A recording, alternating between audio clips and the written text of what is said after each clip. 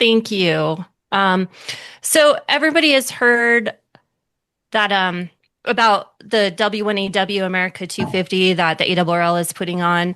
And that's very, very special too, because you can earn a special certificate, worked all states certificate by getting on the air and working all 50 states, working all 50 W1AW portable stations, and working 50 affiliated clubs. But Colorado, we came up with our own competition because we have Colorado 150, America 250, and we even came up with a beautiful logo for it. And it's kind of our initiative to get our clubs more active, get on the air, and we made it a little bit competitive for everybody. So why celebrate? We're going to train new operators, and part of our club's jobs is to be Elmers to the next generation, host technical workshops, public service events, and fun activities, build friendships, connections, and on-air camaraderie. If you're not already doing that, you're not doing it wrong. But we're here to get our clubs to strengthen amateur radio in every corner of Colorado. So I'm going to go over kind of what you can do this year to earn basically what we're doing. We have a commemorative club certificate that everybody can earn. Any club can earn that by doing one activity this year. So you guys are already doing Winter Field Day. You're hosting a VE session. So you're going to start earning endorsements to the special certificate that we're going to be giving away. Along with that, we have the individual certificate. So anybody that uses your club call sign and is active at all or does any activities with you throughout the year are also guaranteed a special certificate just for a personal level. And then we're going to be awarding a Club of the Year winner plaque to the club that does the most, gets the most endorsements, and stays the most active this year. So I would say that Longmont Amateur Radio Club is going to be in the running for that for sure. So this is our special certificate that we came up with. So this is what all clubs will earn. And we haven't come up with the individual one yet, but it will be similar but different just so it stands out. And we haven't come up with the plaque yet either, but it's still January. So how do you earn your certificate? As I said, you get your first thing is just to do one activity all year long. The next thing you can do to earn an endorsement is to earn WAS, worked all states with your club call sign. Now that sounds like it might be difficult, but you can let your members use the club call sign and they can operate from home. So they can garner a lot of QSOs just at home using the club call sign. Public events. Hamfest and Field Day are excluded from this public event because we're trying to encourage you to do a POTA, a SOTA, maybe host a fair booth, an open house, something that is really public. So you'll be out and the general public will ask you what you're doing, those kind of things. So also sponsoring a VE session, gaining 5 members. That's an important one because that's what we're here for, right? We want to get more members with the ARRL and with our clubs. So you just gain 5 new members and then you get an endorsement for every 5 members that you get. Another endorsement is participating in Field Day, and that's for summer or winter. Participating in the Colorado QSO Party. You do have to follow the Colorado QSO Party rules and upload your log to them, but that's part of it. Club collaboration. This could be challenging for most, but guess what? LARC is already there because you guys are getting together with RM this weekend, right, for Winter Field Day. So you're already doing a club collaboration beginning of the year. So any other of those would be like a public service event, tailgate swap, an educational seminar of some sort, repeater work, you name it. That's how you can get credit for doing that. Working 5 other Colorado clubs on the air. Social media, maintaining at least one social media account, whether it be on X, Insta, Facebook, TikTok, any of those. QSOs, make lots of contacts. So there will be an endorsement for the club that gets the most contacts throughout the year. And we are not counting Field Day or the Colorado QSO Party. So these are contacts throughout the year minus that. So those are the ways you can earn your endorsements. We also have available a special commemorative QSL card for all of those contacts that you make. I can either give you the artwork and you can print your own, or you can get some printed at a very high discounted rate through me.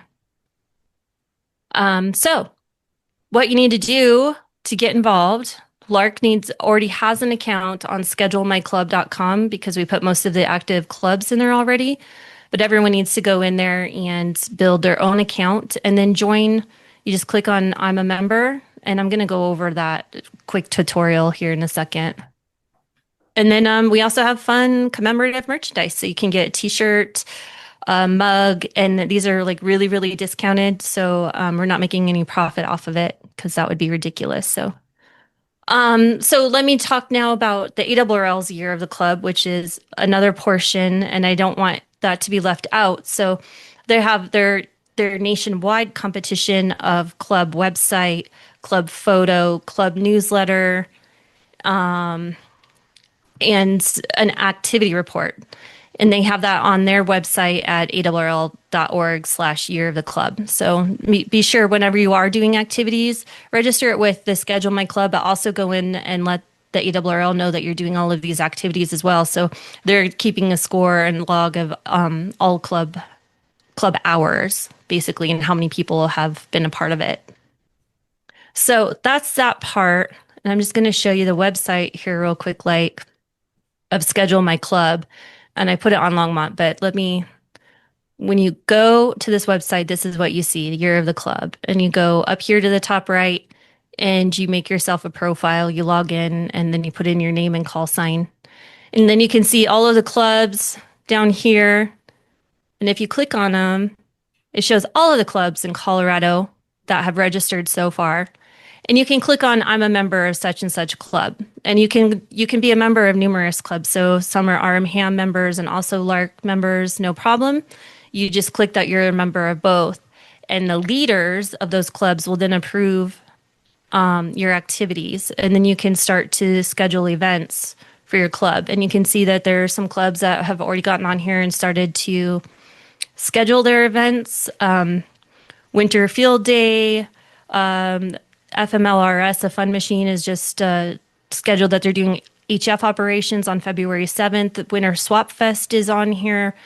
A public service event, Rim to Rim Run. They put that on there already for October. So we're just trying to fill up the calendar and let everybody know and see what activities are going on throughout Colorado. And you can click on them and find out more information.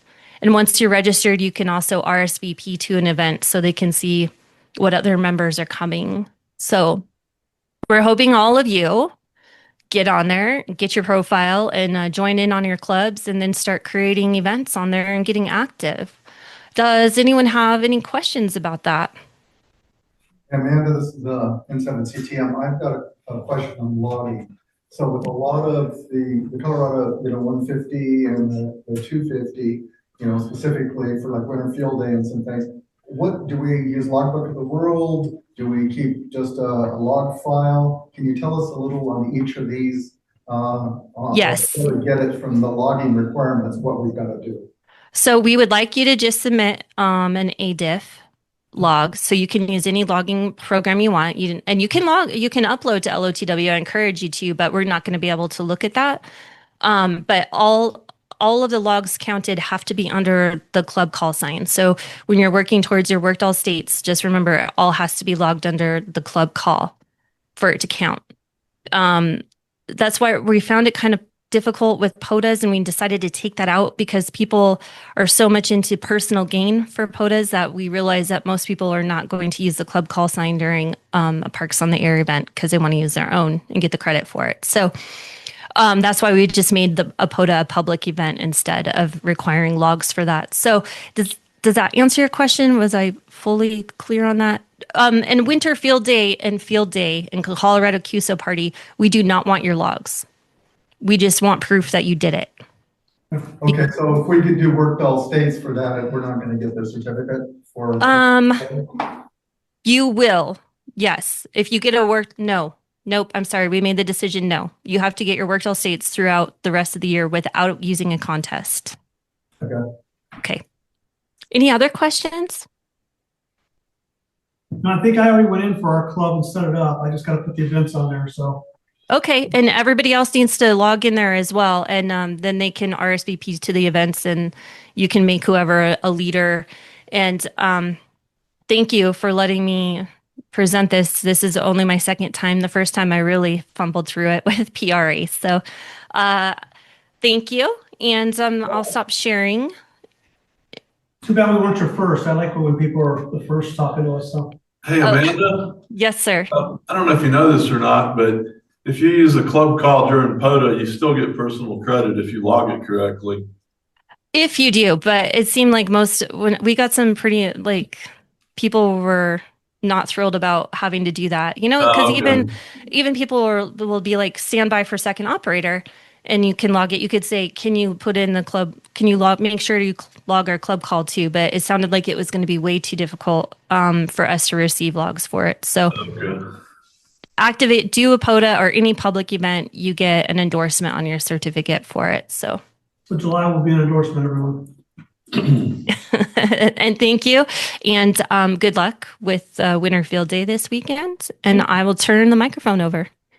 Thank you. Thank you. Thanks, man. Thank you. All right, Elle-Marie, it's all yours. Welcome. All right, everyone. Who the heck am I? My name is Elle-Marie. I have a YouTube channel. It's called She's on Frequency, and my call sign is Kilo Juliet 5 Lima X-Ray Papa. I got my license last year it was either start of June or end of June. It was so last year summer, and yeah, let's get into it. So a little bit about who I am. I'm a former collegiate athlete with a lifelong love for discipline and teamwork and just a drive for challenge. I have an academic background in computer engineering and electrical systems, and I've built my current career as a full stack developer, and I've done work as a web designer for my current role now. So with my current job, I am now a product owner. So I was a developer as a full stack developer. And then I was promoted to be the product owner / project manager of this hospitality system. So I lead developers, help our developers build and plan how we build the software that we provide. We provide enterprise hotel software systems. So anytime you go to a hotel, you need to check in or check out, you may be using our software. That's what we sell to hotels. I'm very passionate about blending technology, communication, and a sense of community, both in my career and in amateur radio. Here's some photos of my time as a collegiate athlete. I played a soccer at UNT. We won a couple of championships, but this is kind of my core, who I am as a person growing up. Really had a lot of drive, a lot of competitive mindset, and wanting to work hard and, do the best that I can in everything that I can do. So why radio? I'm an athlete. Why would an athlete pursue this? Well, you saw there that I pursued my degree in computer engineering. One, because I knew athletics wasn't going to take me far. I maybe could have gone professionally, but if you look at those paychecks, they're not, where I wanted to continue my lifestyle at. I knew that after college, I needed to build a career for myself. And that's why I settled with computer engineering, because I knew I would learn the technical skills and software development to then pursue, a career and potentially work remotely, which I do now, which is a thumbs up to that. But moving on to why radio, as you probably already hearing some similarities with radio and computer engineering and electrical systems, they tie in hand in hand. And so my husband, he was the one who first mentioned amateur radio to me. He and his buddy, they go out hunting in kind of East Texas area, and he and his buddy had a problem with trying to communicate with one another. There was no cell service where they're at, and so they decided to, why don't we get amateur radio licenses? This thing called ham radio, we should get licensed. But my husband told me about it. I said, okay, why not? I'm very close with the activities that my husband does. We share similar hobbies, and so, why not get licensed? Why it involves electrical systems, it harnesses my microcontroller development and studies. So why not? It sounds interesting. I always go hiking. I always travel. I travel to Colorado a lot. My family has a townhome in Durango, and so it's a great tool for emergency communications, and it just makes sense overall. It's empowering to have the confidence and be prepared in any type of situations when I'm out in the backcountry.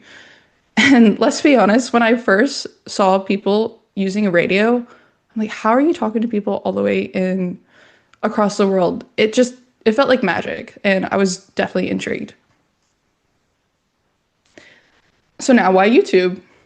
I started the idea when I first picked up my radio. So I have my radio. Who gets the mindset of wanting to start a YouTube channel? It just seems okay, a little out there. But I picked up my first radio. I first went to Ham Radio Outlet here in Plano, Texas, and looked through the options. I knew going in I wanted a mobile rig because the amount of time that I spend in my car having to drive to Colorado. So I drive from Dallas, Texas to Durango, Colorado. It's about a 13, 14-hour drive depending on stops. And I just knew that my home base, with the amount of money that I needed to spend, needed to be a mobile rig. At the time, I was only a tech. I didn't need an HF rig. I wasn't planning on being HF. I just needed a safe, reliable system for my car when I'm traveling. So I was recommended the Yaesu 510D. And then came the big question: how do I put this in my car? I don't know how. So naturally, everyone goes to YouTube to try to get something done. You know, you got a leaky pipe. What do you got to do? You got to do this. You got to do that. So naturally, you go to YouTube to try to figure something out that you need to do. And I needed to do this myself. My husband, he's very handy. He's a handyman. He works in the trade. And I just needed this win for myself because I don't know, like I didn't want to be like, oh, can you just do this for me? No, I was determined. Like I said, I have a very competitive mindset, and I wanted this win. So I checked YouTube, and when I searched online, there wasn't a lot of information on installing amateur radios in cars, let alone 4Runners. There was maybe one video, but I was still confused. And in my background of photography and social media a little bit during my time, if you see through these pictures, like this is my photo right here. Like I'm very big into photography and posting online. I have a camera, a Canon R5, and knew it had video capabilities, and I knew I wanted to explore my creative side a little bit more. And so I thought to myself, why don't I be that person to like start posting on YouTube with like, I wanted to help others. I didn't see a lot of content. I saw an opportunity to help others. And so I said, why not? And so lo and behold, my first YouTube video happened. But here's some photos of kind of those beginning stages. There was the kit that I bought on the left. There's my car. That's the day that I installed it. Me learning how to operate Adobe Premiere Pro on the bottom left. Me kind of in the middle there using, you got to like now interact with the camera. So I'm showing the camera, the radio. This is during one of my first Fox Hunt videos. And on the right, this is kind of my first like hands-on experience with HF rigs. So you can see a Go box there. It's the 891 and then the Zygu 6200. So what happened next? Well, the video gained traction way quicker than I imagined. I maybe was thinking, oh, it's going to get like 100 to 200 views at best. And then that momentum, lit a fire, and it kept pushing me to be more creative and improve my creative skills. And because that first video, I think it reached like 3,000 to 4,000 views. And again, my mindset was 100 to 200. And so that's already that's blew out of the water my expectations. And then one video passed 10,000 views. That was my crossband repeat video when I go hiking with my dog and I'm learning about crossband repeat, because why not know the capabilities of your radio? Whenever I was first told the 510D had crossband repeat, I'm like, oh, this seems like perfect, because I could, again, emergency situations, I could have a handheld on me, have my car be crossband repeating to, say, a repeater, and I can be away from my car contacting a repeater through my car on using different bands. Like, that seems like a great skill when, you're out in the backcountry. So that video, crossband repeat, got 10,000 views. It would just felt like a real validation moment that, my hard work, I am putting effort towards something and it is seeing return. And it feels good. I'm doing something completely new, and I'm getting people and encouragement all around the world, messaging me, saying, keep going, encouraging me as a new ham, just wanting to see me succeed in the hobby. And so that's when the community kind of like grew on me, and I became more in depth with the community. I joined my first club, got to know some of the Elmers there. They were helping me. They let me borrow their radios. So here on the bottom right, you can see the 891 and the 6200. Those aren't my radios. They were gifted for a time period. They said, here, go have fun. I was like, okay. Everyone was extremely nice and extremely welcoming. So I really appreciate all those people. Here's some of that time. So again, leaning in onto the community aspect, on the left there, we can see the top left here. I'm at my first POTA event with Prep and Paul, getting out in life. His name is Michael. So we got Paul, myself, Michael, and then Jason, Ham Radio 2.0. We went to, I think it was Ray Roberts for the Texas QSO party. And, the community is what really drives the hobby, I would say, because you need other people to work the radio with you. And getting more people in the hobby, getting more people involved, we're all social creatures. We want to find community. We want to find a place for us. And so this was definitely felt like my place for getting to learn more, get myself more experience as, you said earlier, and I was just having a lot of fun. And on there in the bottom right, you can see that was my first fox hunt event. Again, a completely new area of utilizing the tools that we have. So my favorite radio activities are POTA and SOTA. So one of the reasons why I love these the most is because I already love the mountains, already love getting out there, and the fact that I can add another level of, I would say, entertainment, just like another aspect of going out on a hike. It provides another challenge. It gets you outside and it makes you uncomfortable, which is not a bad thing. Get uncomfortable, try something new, fail, and just keep trying. And it simulates real world experiences whether you get into an emergency, hopefully, God forbid. And it's honestly where I find my most inspiration with filming, with photography, with making HF contacts. So I love POTA and I love SOTA. Just the challenge and just getting outside. And then my other two are 146.52, 2-meter simplex, baby. You're driving around on the road and then you're just calling out on 2-meter simplex, and you don't know who's out there. You're fishing for people, and then you're always surprised by who comes back. And most of the time, they're always the most genuine, sweetest people that you could ever have a conversation with.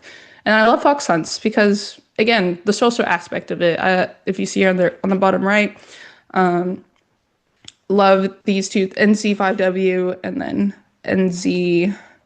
I don't know, they're like this. They're the same, but I know one of them is NC5W, and they were kind of like my Elmers at the time. They took me under the wing, and we just had a great time socializing together and doing my first fox hunt. So what's next for me? Maybe if you noticed, but I was posting pretty consistently, and if you don't worry, it's okay. I don't expect anyone to have watched my channel here, but if you have, thank you so much for supporting me. But if you have been, I was posting maybe consistently about a week per week, and it was fun. But then the holidays hit, and then realizing like burnout is real. So I'm probably going to have a slower release schedule just due to work-life balance. Work has been really heavy on my shoulders lately. But so I'm just going to allow myself that time and that grace to like maybe post once or twice a month. So that's kind of what's next for my release cadence. I do have big backpacking and climbing travel plans in the Chicago Basin this summer. So lots of SOTA, lots of POTA. I'm definitely meeting my radio. So when the summer rolls around, definitely look for new videos around that. And I hope to do more tutorials. I've started to look at the ICOM radio. I've got the 705 right here. ICOM's reached out to me. I've gotten gear from them. So this is a box that they've loaned me to start exploring and experimenting and promoting on YouTube. Not for pay, of course. It's a loaner. I get to have fun with the radio, and then I send it back. And I hopefully teach others about the radio. I hope to go to the Handvention in Ohio. I'm not sure yet. Again, work-life balance, life priorities. maybe blocking, but I will definitely try. And I hope to see some of you there if I'm also there, of course.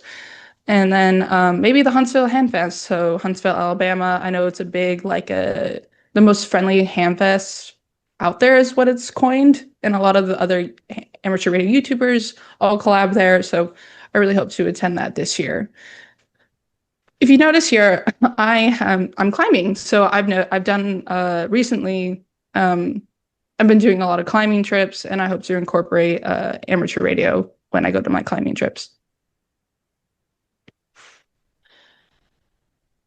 And then kind of my thoughts on the future of amateur radio. I'll just let this play and why it matters.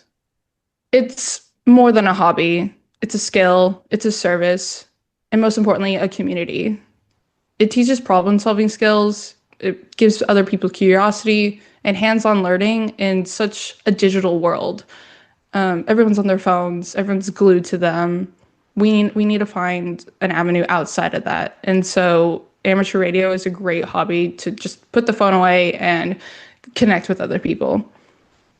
And it plays a critical role in communications, as I've said repeatedly, in emergencies and disasters, and something that I feel like I needed to gain a skill in when I'm out backpacking. And the future of amateur radio does depend on welcoming new voices. So as Amanda was saying earlier, let's get more members, let's get people in the club, and be the Elmer, be those Elmers that I got. So the only reason why I was able to get this far and learn so much is because of the people that put me under their wing. Sorry, I feel like I'm out of breath. And then introducing amateur radio to kids. The radio club that I'm a part of, they also have a it's like a kids group. There's a certain like acronym for it, like Kids on the Air. And they have a couple of members that lead different like camps, different clubs, different like get-togethers with Boy Scouts and Girl Scouts, and then they do different fox hunts. And so it's just bringing the new generation up and into the activities that are really fun, like fox hunts and parks on the air. And it introduces kids to STEM and explorations, and it gives them like self-reliance and the confidence to learn how to speak. Because mic fright can be real, but if you get kids learning how to speak, learning how to speak properly in a certain cadence, it just can build up their confidence. And keeping amateur radio alive means passing knowledge forward and not letting it fade. Again, bringing people under your wing. And that's kind of my presentation. That's kind of who I am, where I started, and kind of where I'm going and how I feel about the space. Excellent, thank you. My question to you before I drop off is, what would be your advice to get young people into the hobby? Like, what's your one thing that will pull them in, if there's anything at all? Ooh, like I said, fox hunts, having them get their hands on a radio, get them like interacting with it, get them talking. And I would say the magic for me when I first heard about it is like, what do you mean? I can just set this up and like talk to people on the other side of the country at a moment's notice, without a cell phone, without cell service. I just set this up and I'm talking already to people in Japan, to people in Asia and Europe, and all I need is this. And I think that would be a great way to bring kids, and just telling them the power of it and the capability in a fun way to kids. I do too. I agree. Thank you so much for your presentation, and thanks for what you're doing for the hobby, nationwide, no less, worldwide. So we appreciate that. And again, I'm going to send you a message later, but everybody have a great meeting, and send your questions to Elle-Marie now. Thanks, Amanda. Appreciate it. Elle-Marie, if anyone has any questions, absolutely. There. And I appreciate everyone's patience. This is my first presentation to a club group. That was great. Good job. That was a great job. And that's one thing I like about this club. I try to find different presenters for this club. A lot of clubs have their own internal presenters. Last couple of years, since I've been club president, I've reached out to people in Australia that did talks for us. Like at HF, we had a gentleman, I forget his call sign off the top of my head, but he was transmitting from a salt swamp in Australia on low watts because salt water is a great reflector, things like that. And it was just fascinating. These different people I tried to reach out to. KM4ACK Jason out in Tennessee did a presentation for us once. Yeah, it was an open floor. He didn't do really a presentation. It was more of a what do you want to know, type thing. Yeah. So I try to find unique and different speakers because I believe I want to hear everybody, not the same thing over and over, right? A lot of clubs you just got the same presentations over and over again, or on the same topics. I try to spice it up and keep it separate a little bit. We've had Edge of Space Sciences here a couple of times here in Colorado. I don't know if you're familiar with them or not. They launch balloons, usually with experiments, and they track with APRS. In fact, they launched 2 Pico balloons back in October at our HamCon, and it's still going around the world. Those 2 balloons. It's EOSSP-2 and 3, or was it 3 and 4? 3 and 4, I think. But there's a 2 out there too that was launched prior to that. That's been going around the world for months at like 40 to 48,000 feet. So I've been tracking, which is a lot of fun. Little things like that. We've also got a group, Deep Space Exploration, down in Central Colorado. I don't know if you've heard of them. They've got a huge 60-foot dish, and they usually do moon bounces and things like that. So there's a lot of unique groups here in Colorado. I'm glad to hear that you spend some time here. Of course, you're going down to Durango, a little bit farther south down there, but that's okay. Yeah. Come here, come check us out. We're a unique, fun group, and we like to learn. And we actually have a group of Elmers, about 7 of us that monitor email through our website to help people out. And we do all kinds of events like taking down antennas and helping silent keys and things like that. So, Bob, you had a question? Yeah, you showed a couple of rock climbing scenes. Where were they? That was in Mineral Wells, Texas. So it's just a little bit west of Dallas area. It's a small little cove. It's a state park. And I just got my lead climbing certification. So at the gym, so I can officially lead climb at the gym now. But we were just doing some top rope and it's fun. Yeah, what kind of rock? I think more so, is it limestone? It could be limestone. I'm not entirely sure, but it's not like nice granite or anything like that. Maybe even some sandstone. It depends on where you're at, of course, though, in the area. But I think what I hope to do in order to help promote amateur radio more is I'm starting to make friends with my rock climbing group. I haven't brought amateur radio yet to these trips, but now that they kind of know me more, I just don't want them to oh, who is this person? Just random person. I just bring a radio. But now that we're kind of becoming friends, I can be like, hey, by the way, I also do amateur radio. Would you like to know more? And because a lot of these climbing areas are in state parks, which is, again, POTA. It could be absolutely logged as POTA. And so hopefully my next climbing trip, I'll bring the radio out. Cool. A lot of us, when we travel, I know when I travel, I have a FT 100D. Yeah, it's 100D, the small one. Well, the one you sold. Take that with me with an antenna, but of course, you got to worry about certain things like TSA. You don't want to have a spike with your antenna, stuff like that. You may end up losing it. So I try to take it with a tripod or something like that. But I have transmitted from hotel rooms around the country, which is a lot of fun too. I was up in Canada one time and actually transmitted from up there with /VE3. So that was a unique experience as well. Get a chance to go to a foreign country, especially like Canada, because we can transmit from there because of the reciprocal license agreements, and you just got to use the / call sign for the province. So really neat things to learn. Yeah. Are there any other questions? Any questions online? Yeah, I got another one. You've done a number of videos on YouTube. How long does it take you to to produce one? A very long time because I have to get ready for the camera. I have to set up the camera. I'm a one-man band unless my dad is helping me. So mic checking everything, setting up the camera, having to move the camera. And I haven't even gotten to the editing part. So this is all the kind of the prep work that I'm describing. And then as you hit record, then you're thinking about different angles. You're thinking about different B-roll shots, trying to make the film more interesting and not just like a talking head. Unfortunately, you're having to deal with that right now because I can't make it. It's a live interview, but I try to like be as creative as possible, and I don't like making boring content.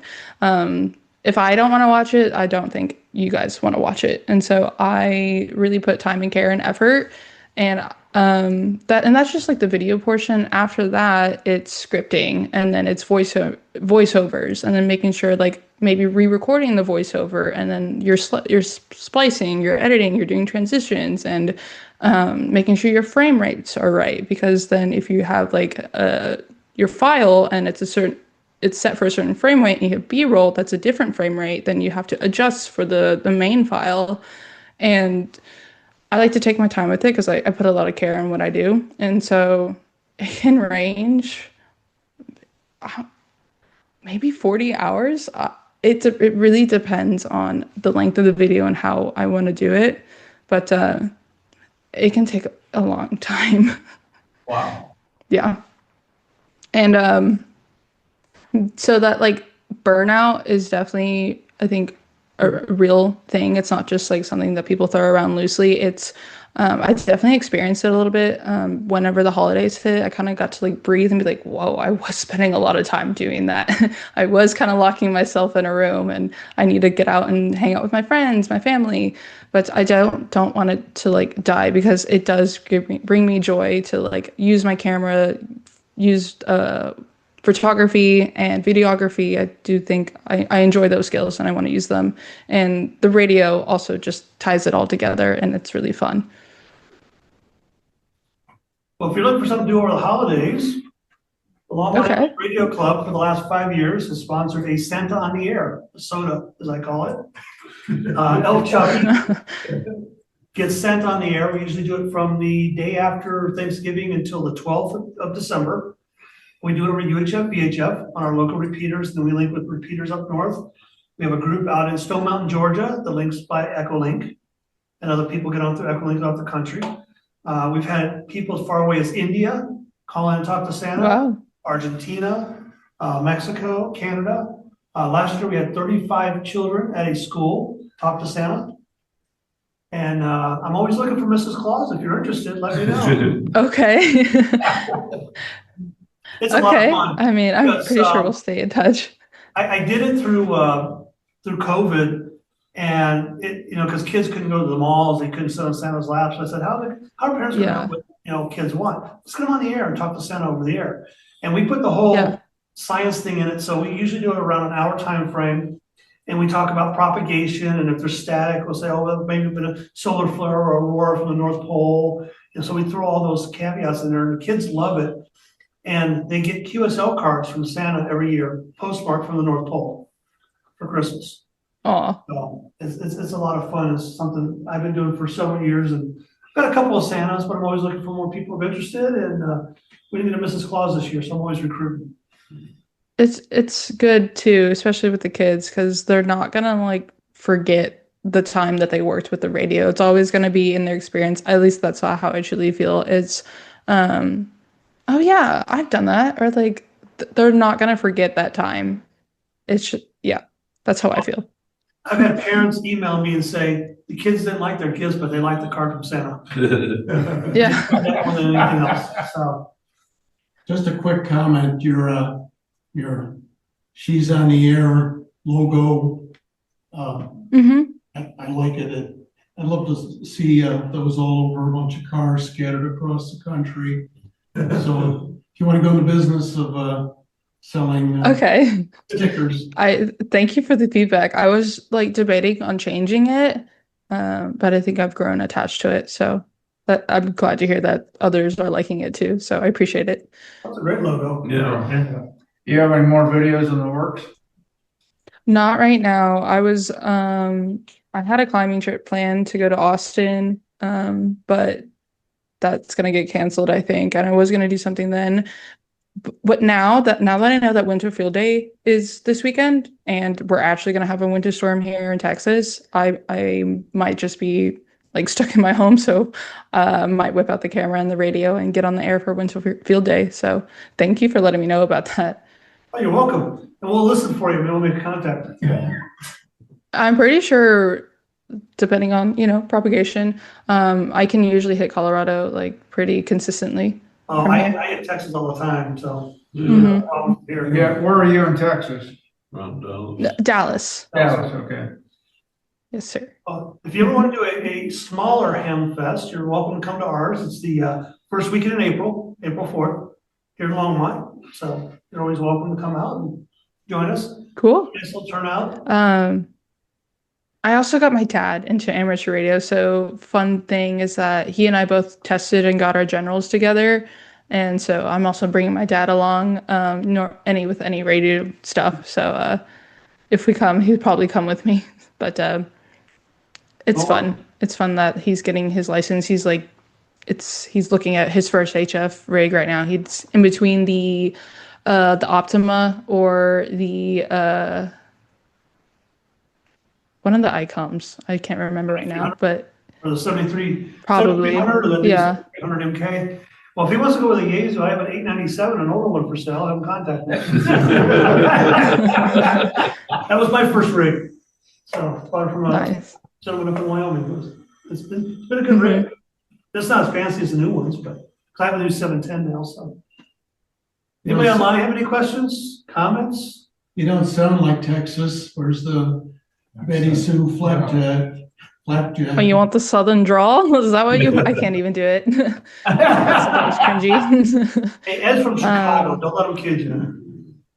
I think one thing I noticed with the younger community, especially with young men, is they're really getting into CW. Like CW with the young men, I just see a lot of content around, and that, which is good. If you're looking to what to promote to young men, I see a lot of CW operators, especially on YouTube, and they're mostly younger gentlemen. So that's what I've noticed. If you're curious about the younger generation, the women, I think that we prefer the phone. CW is hard, but I see like more experienced women be working CW than the younger generation. But the younger men, I see them like go all in on CW is what I've noticed. Here's my philosophy on that for you. We're old, nobody wants to see us, and we're ugly, but we'll talk to you because we know it's a YL on the radio. You bring it a pile up. That's why I tell everybody, a female that comes in a testing, I said, get on your license, get on the air. I'll guarantee you'll get at least one contact, if not hundreds of contacts. Because trying to get an XYL or a YL online is very hard to do some days. And I know there's a couple of, I forgot her call sign as well. She's down in Florida. She does POTOs a lot. Patty Morton. Patty, I've contacted her a couple of times, but she is hard to get a hold of because she's got a pile up every time she's on. I see you like a lot of different things. Have you tried satellites? I have not. I want to. Digital Rancher, if you follow the I was just going to space, say. he's always got his pack. You. He does. Yeah. I have yet to meet him in person, but I'm he going to see inspires him in me a to couple do of weeks. satellite. There. He usually comes down to Orlando, so I'll see him down there. We do a That's big awesome. photo thing right before Hamcation. Very cool. No, I have not done satellites yet. I mean, I don't think I have the right antenna. Like, I don't have a good directional Yagi. Build one. So- Just want to tape measure PVC pipe and a piece of coax. Right? Actually, watch Digital Rancher there. He just got a new one that the Arrl is putting out that's Mhm. pretty reasonably priced and pretty compact for like $100, I think. But Well, we're only about 50 miles south of Arrl Antenna up in Wyoming. So, Okay. I have explored, what is it, SSTV. I had this whole project plan of like trying to get out doing a POTA and then also have like an SSTV station to like have like a Pi camera, just like take photos periodically, setting on a frequency. And then like I could like during my POTA, I could say, oh, like look out like for this SSTV frequency and see if you can like get the image of where we're at. But so SSTV is pretty cool. I just wasn't able to get the software to work right with the Raspberry Pi and the PiCam. I don't know. They weren't able to communicate. I need to do more exploring, but I had that kind of project. I'll email you. Started. I'm in the middle of building. There's a guy that came up with one for ESP32 that goes directly into the screen. It's all self-contained, and it'll decode the signal for you like while you're out there, but you can also, it has an SD card in it, and you can send signals out through it. And it's really, really cheap parts. Okay. That's probably a lot simpler system than what I was trying to make. So cool. Yeah. Quick little story about Let me know. SSTV. The first Fox hunt I ever did for this club about 5 years ago, it was an SSTV Fox hunt. I took pictures of the different mountain ranges out here in Colorado, and I would send it over SSTV signal. So they get, not only did they hear the signal and try to track the fox, but they also have a picture. So if they kind of an idea, oh, that's Long's Peak. Looks like he's coming out from the south of Long's Peak, things like that. So they get a kind of an idea of where we were located. It was a lot of fun. And I haven't seen anybody else do anything like that. And you'd like to talk about SSTV and you'd like to do fox hunts.